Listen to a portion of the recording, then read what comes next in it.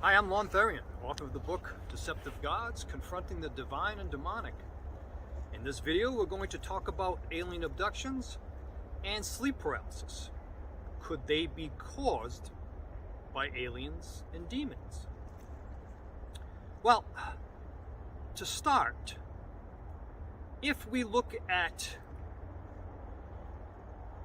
let's say, we come aliens and demons, and we separate the two.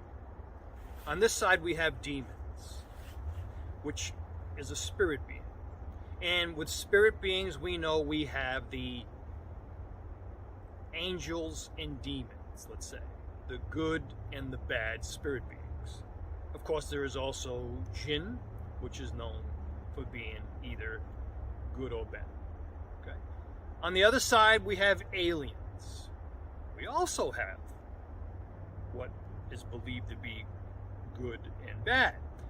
On the alien side, we have, let's say, the Nordic aliens or the Palladians, which believed to be good or helpful. And then you have the, let's say, an example being the reptilian race, which is believed to be more bad or evil, let's say. So right off the start, we have a similarity. Spirit beings that can be good and bad, aliens that can be good and bad. And again, I just mentioned a couple of aliens. They have different types of aliens, just like there is different types of jinn. But on both sides of this unseen, neither side ever manifests to humanity. Good and bad, take on all these forms, humanoid type forms. But there's always going to be an excuse why they don't manifest to speak with us. They only pick and choose certain humans to show themselves to or interact with. So, from that view, before I started the investigation, it was very sketchy. Knowing the hooded shadow being able to take on virtually any form, for me, the hooded shadow becomes a suspect. Because I'd already known through the years of all the forms that it could take. Why wouldn't it be able to take on these common alien forms, or these angel demon forms, or even these forms of the jinn? And as I've mentioned in previous video, in my experience, there are diverse races amongst these beings from another dimension. So now, when we come to alien abduction and sleep paralysis, I'm going to focus in this video just on the being pinned down. And from experience of both alien abduction and sleep paralysis, I'm going to share with you what I believe it to be, or what I know it can be. From a medical standpoint, they would call this being pinned down sleep paralysis. And if there is a being or creature on top of you, or let's say the feeling of something in the room, dark or evil, they would call this sleep paralysis with, let's say, an accompanying hallucination. Well, they believe that during the REM stage of sleep, or the rapid eye movement stage of sleep, where muscle atonia takes place, where your body is paralyzed so you don't, let's say, act out your dreams, is what's happening. You're in a waking state, but you're still experiencing this REM stage of sleep. Again, I'm not a doctor, I'm not a scientist. I'm just trying to explain in a way that you can understand. So, sure, this can occur. But there can be another culprit. and that being these beings. Because in my experience, I was pinned down, held down in the alien abduction type experiences and these succubus and demonic type experiences, being assaulted. And what I noticed, now, before I go on, for those who think this happened just at night, or, waking up from sleep, that's not the only way it happened.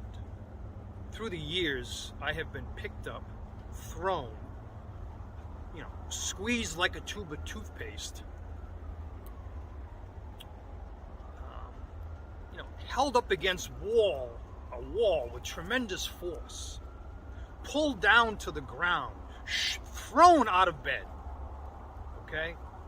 In the light of day. It sounds bizarre, and I expect skepticism. I always do. Stuff sounds kind of bizarre. But you can't tell me that this is something caused by my own brain when it's the light of day, and in some cases around other people to see this or witness this. Now, how does it happen? Well, there's a couple of different ways that I see it, or how they do it. One, they are conscious entities. They also have a subconscious. If our mind is able to shut down or paralyze our system, when there's a intentional or unintentional relationship with the being and your minds merge, the being also has what we can say is subconscious. So it's able to do, by this mind-to-mind synchronization, what your mind does. So that's one way. It can be done with their mind. Now the other is they are electrical beings, we are electrical. If we think of a taser, on how a taser gun works, when those bobs of the taser get in contact with you, it incapacitates your nervous system. This is electricity that's incapacitating you. They are electrical beings. These beings I have witnessed and are known for manipulating electricity. If they can manipulate electricity, they can manipulate you. Your muscles require electricity. Your brain requires electricity. Your heart requires electricity. If they can manipulate this, you're not going to move. Now, years ago, the first time I witnessed, I had a lamp that wasn't plugged in. And there was a lot of activity going on with the beings. The lamp lit up, though the plug was hanging. That introduced me to wireless electricity. But why was it wireless? Because these beings were capable of lighting up this lamp. I was in my martial arts studio when the timer, the round timer, was unplugged. It lit up the round timer. And the lights actually switched colors. The green, the red, the yellow, it switched. It wasn't plugged in. When I say wireless electricity, right away I think of Nikola Tesla. Wireless electricity. Nikola Tesla, we know he interacted in one case with aliens. In fact, if I have time, I'm going to read that.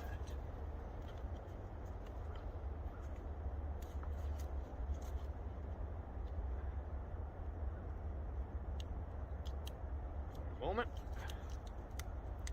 Okay. So,